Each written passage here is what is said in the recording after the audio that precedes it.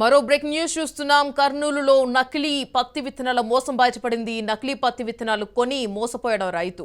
Shop ముందే పురుగుల మందు తాగి ఆత్మహత్యాయత్నానికి పాల్పడ్డాడు. పత్తికొండలోని కిసాన్ మాల్లో పత్తి విత్తనాలు కొన్నాడు ఆ రైతు. పంట కాలం ముగిసినా కూడా దిగుబడి కూడా రాలేదు. మరి 2 నెలల నుంచి విత్తన కంపెనీ చుట్టూ ఆ రైతు తిరుగుతున్నాడు. విత్తన కంపెనీ యాజమాన్యం పట్టించుకోకపోవడంతో మనస్తాపానికి గురైన రైతు విత్తనం కంపెనీ ముందే పురుగుల మందు తాగి ఆత్మహత్యాయత్నానికి పాల్పడ్డాడు.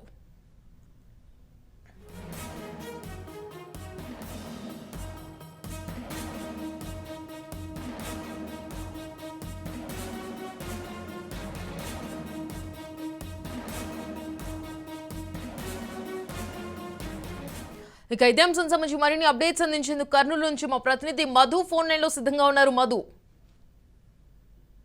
కర్నూలు జిల్లా పత్తికొండ మండలం దూదేకొండ గ్రామానికి చెందిన సులేమాన్ అనే రైతు ఆత్మహత్యాయత్నం అయితే చేశారు. తనకున్న 4 ఎకరాల పొలంలో పంటనైతే సాగు చేయడం జరిగింది. అయితే పత్తి పంట వేయడం జరిగింది. అయితే ఒక కంపెనీకి చెందిన విత్తనాలను వాడడంతో దిగుబడి సరిగా రాలేదని చెప్పేసి ఈ రోజు అదే విక్రయించిన షాప్ ఎదురుగానే ఈ సూసైడ్ అటెంప్ట్ అయితే చేయడం జరిగింది. అయితే ఆత్మహత్య చేసుకుంటున్న సమయంలో పక్కనున్న రైతులు గుర్తించి అతను సేవించే పురుగుల మందును అయితే లాక్కోవడం జరిగింది. అయితే మొత్తం మీద కర్నూలు జిల్లాలో రైతులకు ఈ నకిలీ విత్తనాలు అంటగట్టి ఎక్కువగా మోసపోతున్నారు. అయితే కొంతమంది బలవన్మరణాలకు కూడా పాల్పడుతున్నారు. ఈ విషయంలో అధికారులు పూర్తిగా విఫలమయ్యారని కూడా చెప్పవచ్చు. అయితే సులేమాన్ అనే వ్యక్తి 4 ఎకరాల పొలంలో ఈ జై కిసాన్ షాప్ నందు సునామీ కంపెనీకి చెందిన పత్తి విత్తనాలను అయితే కొనుగోలు చేయడం జరిగింది. అయితే పంట ఆరుగాలం కష్టపడి పంట పండించిన ఈ సరైన దిగుబడి రాలేదని చెప్తున్నాడు. దాదాపు 10 క్వింటాల మీద పత్తి సాగు కావాలని చెప్పారు. అయితే కేవలం 4 క్వింటాలే సాగు అవ్వడంతో పెట్టిన పెట్టుబడులు కూడా రాలేదని చెప్తున్నారు. తాను 4 ఎకరాలకు దాదాపు 2 లక్షలు ఖర్చు చేసి పత్తి పంట సాగు చేసినప్పటికీ అయితే సరైన దిగుబడి రాలేదు, నాకు న్యాయం చేయాలంటూ ఎక్కడైతే విక్రయించారో ఆ విత్తనాల షాప్ దగ్గరకు అయితే నెల నుంచి కూడా తిరగడం జరిగింది. వారు పట్టించుకోకపోవడంతో ఆత్మహత్య కూడా చేసుకున్నట్లు యత్నించినట్లు కూడా తెలుస్తుంది. అయితే చుట్టుపక్కల రైతులు సులేమాన్ ను తీసుకుని పోలీసు స్టేషన్ లో కంప్లైంట్ కూడా ఇవ్వడం జరిగింది. అయితే ఎవరైతే నకిలీ విత్తనాలు విక్రయించారో వారిపైన చట్టపరమైన చర్యలు తీసుకోవాలని కూడా రైతులు కోరుతున్న పరిస్థితి నెలకొంది. బిందు, అయితే మధు, ప్రస్తుతం ఆ రైతు ఎక్కడ ఉన్నాడో, రైతు పరిస్థితి ఎలా ఉండే అని, అలాగే ఆ షాప్ యజమాని ఎవరైనా స్పందించారా దీనికి సంబంధించి? అయితే ఈ నకిలీ విత్తనాలను విక్రయించిన షాపు యజమానులు మాత్రము నిమ్మకు నీరెత్తినట్లు కూడా ఉన్నట్లు కూడా తెలుస్తుంది. అయితే మొత్తం మీద ఇలాంటి రైతులు చాలా మంది పత్తికొండ ప్రాంతంలో చాలా వరకు ఉన్నట్లు కూడా తెలుస్తుంది. అయితే రైతులను నిలువున దగా చేయడము, రైతుల దగ్గర నుంచి డబ్బులు విత్తనాల ద్వారా విక్రయించి సొమ్ము చేసుకోవడం జరుగుతుంది. అయితే వీటిని ఇటు పోలీసు వారు కానీ అటు వ్యవసాయ శాఖ అధికారులు కూడా, రెవెన్యూ శాఖ అధికారులు కూడా పట్టించుకోవడం లేదని కూడా రైతులు వాపోతున్నారు. ఎవరైతే నష్టపోతున్నారో ఆ రైతుల గురించి పట్టించుకోవడం లేదు. ఒకవైపు ప్రకృతి విపత్తులు, మరోవైపు దళాల నుంచి మోసం, మరోవైపు ఈ నకిలీ విత్తనాలతో పూర్తిగా దెబ్బతింటున్నామని రైతులు వాపోతున్న పరిస్థితి కూడా నెలకొంది. అయితే ఈ పురుగుల మందు సేవించిన రైతు కూడా ఆసుపత్రిలో కూడా చికిత్స అందిస్తున్నట్లు కూడా తెలుస్తుంది. అయితే ఈ చికిత్స అందిస్తున్న రైతు కూడా మీడియా ముందుకు తన వాయిస్ కూడా ఇచ్చినట్లు కూడా తెలుస్తుంది. తనకు ఖచ్చితంగా న్యాయం చేయాలి, లేకపోతే పూర్తిగా నేను ఇబ్బంది పడే పరిస్థితులు ఉన్నాయని కూడా చెప్తున్న పరిస్థితి.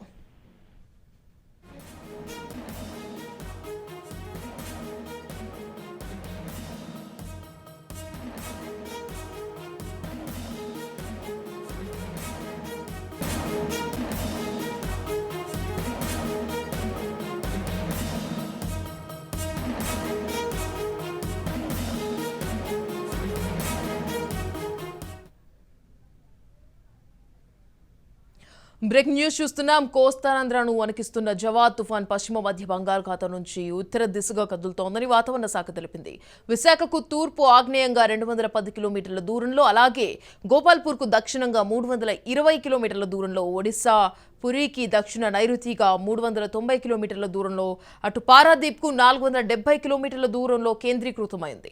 ఇది క్రమంగా బలహీనపడి రాగల 12 గంటల ఉత్తర దిశగా పయనించే అవకాశం ఉందని వాతావరణ శాఖ తెలిపింది. తీర ప్రాంత ప్రజలు మాత్రం అప్రమత్తంగా ఉండాలంటూ వాతావరణ శాఖ హెచ్చరిస్తోంది. ఇక ఇదే అంశం సంబంధించి మరిన్ని అప్డేట్స్ అందించేందుకు మా ప్రతినిధి భరత్ లైవ్ లో సిద్ధంగా ఉన్నారు. భరత్,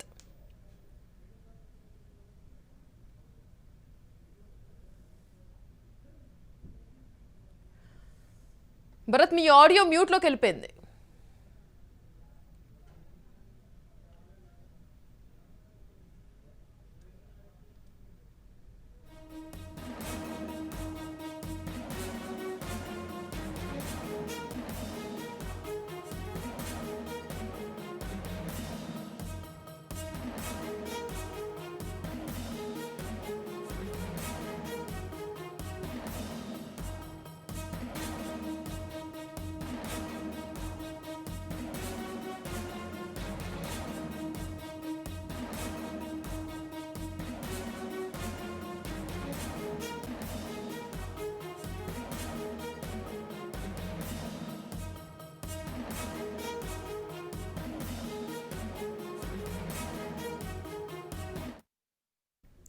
కోస్తాంధ్రను వణికిస్తున్న జవాద్ తుఫాన్ పశ్చిమ మధ్య బంగాళాఖాతం నుంచి ఉత్తర దిశగా కదులుతోందని వాతావరణ శాఖ తెలిపింది. విశాఖకు తూర్పు ఆగ్నేయంగా 210 కిలోమీటర్ల దూరంలో, అలాగే గోపాల్పూర్కు దక్షిణంగా 320 కిలోమీటర్ల దూరంలో, ఒడిశా పూరికి దక్షిణ నైరుతిగా 390 కిలోమీటర్ల దూరంలో, అటు పారాదీప్కు 470 కిలోమీటర్ల దూరంలో కేంద్రీకృతమై ఉంది. ఇది క్రమంగా బలహీనపడి రాగల 12 గంటల ఉత్తర దిశగా పయనించే అవకాశం ఉందని వాతావరణ శాఖ తెలిపింది. తీర ప్రాంతం ప్రజలు మాత్రం అప్రమత్తంగా ఉండాలంటూ కూడా వాతావరణ శాఖ హెచ్చరించింది.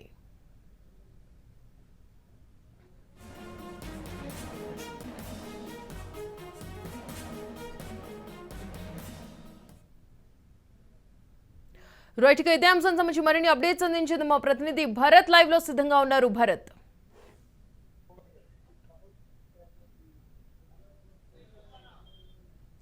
రైట్ భరత్, వాతావరణ అప్డేట్స్ ఏంటి భరత్?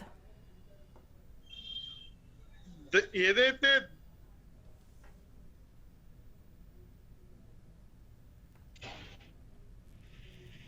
దక్షిణ మధ్య బంగాళాఖాతంలో కొనసాగుతున్నటువంటి తీవ్ర తుఫాను రానున్న 12 గంటల్లో మరింత బలహీనపడే అవకాశం ఉందని, ఇప్పుడైతే మాత్రం తుఫానుగా మారింది. ఇది రాగల 12 గంటల్లో మరింత వీకే తీవ్ర వాయుగుండంగా మారుతుందంటూ వాతావరణ శాఖ అధికారులు అయితే చెప్తున్నటువంటి సిచ్యువేషన్ కనిపిస్తుంది. ముఖ్యంగా ఇది ఉత్తర వాయువ్య దిశగా కదులుతూ రేపు మధ్యాహ్నంకి భువనేశ్వర్ దగ్గరకు కానీ లేదనుకుంటే పూరి తీరంగా వెళ్లేటటువంటి అవకాశం ఉందని వాతావరణ శాఖ అంచనా వేస్తుంది. ముఖ్యంగా దీని ప్రభావంతో రాగల 12 గంటల్లో కోస్తా ఆంధ్రాలో ఉన్నటువంటి విజయనగరంతో పాటు శ్రీకాకుళం జిల్లాలో ఈదురుగాలితో కూడినటువంటి వర్షాలు పడే అవకాశం ఉందని వాతావరణ శాఖ అలర్ట్ చేసినటువంటి సిచ్యువేషన్ కనిపిస్తుంది. ముఖ్యంగా మరో 12 గంటల పాటు ఇది ఏదైతే ఉత్తరాంధ్ర తీరం గుండానే ట్రావెల్ అవుతున్నటువంటి పరిస్థితుల్లో తీర ప్రాంతాల్లో ఉన్నటువంటి ప్రజలందరూ కూడా అప్రమత్తంగా ఉండాలని ఇప్పటికే వాతావరణ శాఖ అలర్ట్ చేసినటువంటి సిచ్యువేషన్ కనిపిస్తుంది. ముఖ్యంగా శ్రీకాకుళం జిల్లాలో ఉదయం నుంచి కూడా ఎడతెరిపి లేకుండా వర్షం పడుతున్నటువంటి పరిస్థితి కనిపిస్తుంది. అయితే తీరం వెంబడి గంటకి 60 నుంచి 65 కిలోమీటర్ల వేగంతో గాలులు వీచేటటువంటి అవకాశం ఉన్నటువంటి నేపథ్యంలో తీర ప్రాంతాల్లో ఉన్నటువంటి ప్రజలందరూ కూడా అప్రమత్తంగా ఉండాలని వాతావరణ శాఖ అలర్ట్ చేసినటువంటి పరిస్థితి కనిపిస్తుంది. అదేవిధంగా మత్స్యకారులు ఎవరు కూడా వేటకు వెళ్లొద్దంటూ ఇప్పటికే అలర్ట్ చేసినటువంటి పరిస్థితుల్లో మరొక 2 రోజుల పాటు సముద్రం అల్లకల్లోలంగా ఉన్నటువంటి నేపథ్యంలో మత్స్యకారులు ఎవరు కూడా వేటకు వెళ్లొద్దంటూ వాతావరణ శాఖకి అలర్ట్ చేసినటువంటి పరిస్థితి కనిపిస్తుంది. అయితే తుఫానుకు సంబంధించినంత వరకు మరొక 12 గంటల్లో వీకెండ్ అయ్యి ఏదైతే బలహీనపడి తీవ్ర వాయుగుండంగా మారి పూరీ తీరం వైపు చేరుకుంటుంది. అక్కడి నుంచి ఇంకా బలహీన పడిన తర్వాత అది నేరుగా అక్కడి నుంచి పూరిలో తీరం దాటే అవకాశం ఉందా లేదనుకుంటే అక్కడి నుంచి కొనసాగుతుందనే అంశంపై అయితే మాత్రం ఇంకా వాతావరణ శాఖ వాళ్ళు ఇంకా ఖచ్చితంగా అంచనా వేయలేనటువంటి పరిస్థితులు అయితే మాత్రం కనిపిస్తా ఉంది. Right Bharat, thank you. ఇటీవల కురిసిన భారీ వర్షాలకు ప్రకాశం జిల్లాలోని పెద్ద నాగులవరం వద్ద ఉన్న కల్వర్ట్ పై నుంచి వరద పారుతోంది. గ్రామానికి చెందిన కోటయ్య అనే వృద్ధుడు కల్వర్ట్ దాటే ప్రయత్నం చేసి నీటిలో కొట్టుకుపోయాడు. గల్లంతైన కోటయ్య మృతదేహం కోసం అధికారులు గాలింపు చర్యలు చేపట్టారు. వర్షాలు కురిసిన ప్రతిసారి వరదలు వచ్చి కల్వర్ట్ పై నుంచి రాకపోకలకు తీవ్ర అంతరాయం ఏర్పడుతున్నా అధికారులు పట్టించుకోవడం లేదని జనసేన ఇన్ఛార్జ్ ఇమ్మడి కాశీనాథ్ ఆందోళన వ్యక్తం చేశారు. గతంలో కూడా వరద సమయంలో పలువురు గల్లంతయ్యారని, అయినా ప్రభుత్వంలో చలనం కలగట్లేదని ఆవేదన వ్యక్తం చేశారు. ఇప్పటికైనా కాలువపై బ్రిడ్జి నిర్మాణం చేపట్టకపోతే గ్రామస్తులతో కలిసి ఆందోళనకు దిగుతామని జనసేన నాయకులు హెచ్చరించారు.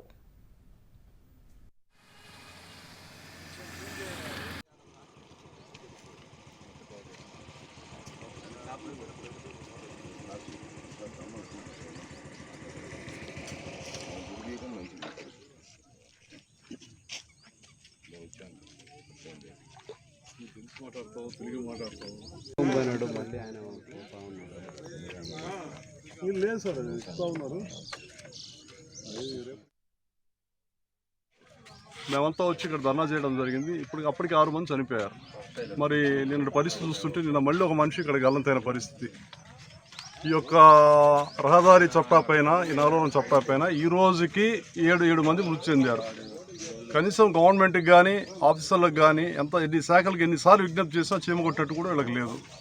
ఏమన్నంటే మేము ప్రపోజల్ పెట్టాము పంపించామంటారు కానీ ఇంతవరకు అతివతి లేదు. ఒక రహదారి మీద 7 మంది చనిపోవడం అంటే మామూలు విషయం కాదు. ఇది ప్రభుత్వం లాస్ట్ టైం కూడా మేము చెప్పాం క్లియర్గా, ప్రభుత్వ హత్యలు అని.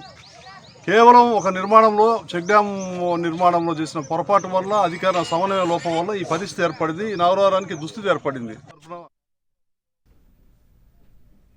వన్ టైం సెటిల్మెంట్ కింద జగనన్న సంపూర్ణ గృహ హక్కు పథకాన్ని పొందే విధంగా అధికారులు ప్రజలకు అవగాహన కల్పించాలన్నారు డిప్యూటీ సీఎం అంజద్ భాషా. ఇది తప్పనిసరి కాదని, ఎవరిపైనా ఒత్తిడి చేయవద్దని అధికారులకు సూచించారు. అయితే ప్రభుత్వం కల్పించిన మంచి అవకాశాన్ని సద్వినియోగం చేసుకునే విధంగా లబ్ధిదారులు ముందుకు రావాలన్నారు. దీనివల్ల లబ్ధిదారుల ఆసక్తి పూర్తిగా ప్రభుత్వ గుర్తింపు వస్తోందని, ఆ రిజిస్ట్రేషన్ డాక్యుమెంట్ల ద్వారా బ్యాంక్ లోన్స్ పొందే అవకాశం ఉంటుందని ఉప ముఖ్యమంత్రి అంజద్ భాషా అన్నారు. ఏం చేయాల్సింది మీరందరూ కూడా వాళ్ళ ప్రజల్లో అవేర్నెస్ తీసుకొచ్చి మరి 21వ తేదీ లోపల మనం అందరినీ మోటివేట్ చేసి 100%, ఎందుకంటే ఇలాంటి అవకాశం మరి రాదు. మరి ఇలాంటి ఒక బృహత్తరమైన అవకాశము మరీ ముఖ్యంగా అర్బన్ ఏరియాస్ లో ఇది ఒక చాలా ఇలాంటి అవకాశం మరొకసారి రాదని చెప్పి మరి వాళ్ళ ప్రజల్ని మనం ఒప్పించి మరి వాళ్ళ అవేర్నెస్ తీసుకొచ్చి మనం ఇది 100% మనం చేయాలని కూడా మీకు అందరూ కూడా సవినయంగా కోరుకుంటున్నాను. ఇది మ్యాండేటరీ కాదు, తప్పనిసరి ఇది కాదు. మనం అవేర్నెస్ తీసుకొస్తున్నాము.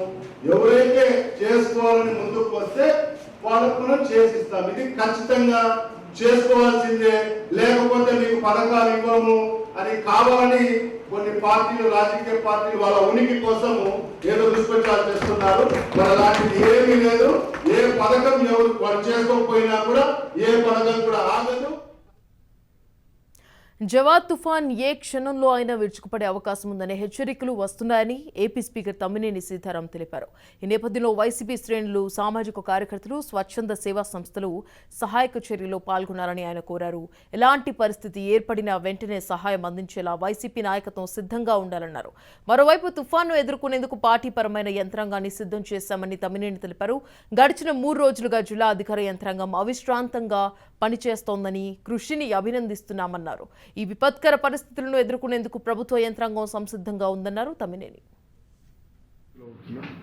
ఎదుర్కోవడానికి సిద్ధంగా ఉన్న పార్టీ పరమైనటువంటి యంత్రాంగాన్ని కూడా సిద్ధం చేశాం.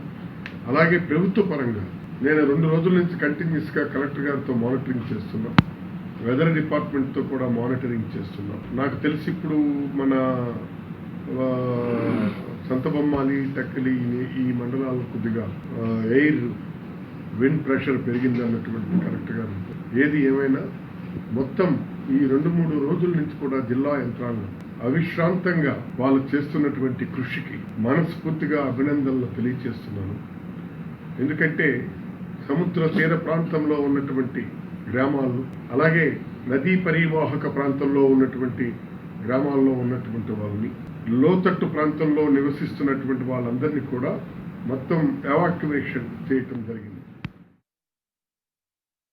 మాజీ ముఖ్యమంత్రి రోసయ్య మృతి పట్ల తీవ్ర దిగ్భ్రాంతిని వ్యక్తం చేశారు మంత్రి బొత్స సత్యనారాయణ. ఉమ్మడి రాష్ట్ర మాజీ ముఖ్యమంత్రి, తమిళనాడు, కర్ణాటక మాజీ గవర్నర్ కొణిజేటి రోసయ్య మరణం అన్ని వర్గాల వారికి తీరని లోటని బొత్స అన్నారు. వారి పవిత్ర ఆత్మకు శాంతి కలగాలని కుటుంబ సభ్యులకు ప్రగాఢ సానుభూతిని తెలియజేశారు. ఉమ్మడి ఆంధ్రప్రదేశ్ రాష్ట్ర మంత్రిమండలిలో సుదీర్ఘకాలం పనిచేసిన ఆయన ఎందరికో మార్గదర్శకులు అని అన్నారు. రాజకీయ రంగంలో పెద్ద దిక్కుగా ఉన్న రోసయ్య గారి మరణం అన్ని వర్గాల వారికి తీరని లోటని బొత్స పేర్కొన్నారు. ముఖ్యమంత్రి గారు, మాజీ గవర్నర్ గారు రోసయ్య గారు ఆయన పరంపదించారని చెప్పింది. ఆయన ఇక్కడ నుంచి మన నుంచి లేరని చెప్పిన వార్తని చాలా దిగ్భ్రాంతి చెందాం. ఆయనతో ఈ రాష్ట్రంలో, ఉమ్మడి రాష్ట్రంలో కానీ మన రాష్ట్రంలో 16 సంవత్సరాలు వారు ఆర్థిక మంత్రిగా బడ్జెట్ ప్రవేశపెట్టిన వ్యక్తి ఎవరైనా ఉన్నారంటే అది రోషయ్య గారిని చెప్పే తప్ప ఇంకా ఎవరు కూడా అలాంటి వారు లేరు. ఆయన నిబద్ధత, ఆయన తాలూకు వ్యవహార శైలి ఒక నిరాడంబరం ఉన్న వ్యక్తి. దేనికి కూడా పేషజాలకు పోకుండా ఏ విషయమైనా సరే కూలంకుషంగా ఒక అనుభవ రాహిత్యంతో అనుభవంతో ఆయన కార్యక్రమం చేస్తూ మంచి సలహాలు సూచనలు. అనంతపురం జిల్లా కళ్యాణదుర్గం మున్సిపాలిటీ పరిధిలోని గూబనపల్లి గ్రామానికి కూతవేటిలో ఉన్న గుట్టపై 4 చిరుతలు సంచరిస్తుండటంతో స్థానికులు భయాందోళనకు గురవుతున్నారు. గుట్ట పక్కన ఉన్న కొంతమంది పొలాల యజమానులు అటవీశాఖ అధికారులకు ఫిర్యాదు చేశారు. వెంటనే స్పందించిన అటవీ సిబ్బంది ఈ ప్రాంతంలో గస్తీ చేపట్టారు. చిరుతలు సంచరిస్తున్న గుట్టకు ఆనుకునే ఓ పాఠశాల ఉండడంతో స్థానికులు భయాందోళనకు గురవుతున్నారు. దీంతో అధికారులు మరింత అప్రమత్తంగా గస్తీ కాస్తున్నారు. ఉన్నతాధికారుల సూచనలతో పులులకు బోన్లను ఏర్పాటు చేసి తదుపరి చర్యలు తీసుకుంటామని అటవీ శాఖ అధికారులు తెలిపారు. పనిచేసేవాడు నేను నిన్న 5:30 నుండి ఇక్కడ కనపడిస్తుంది.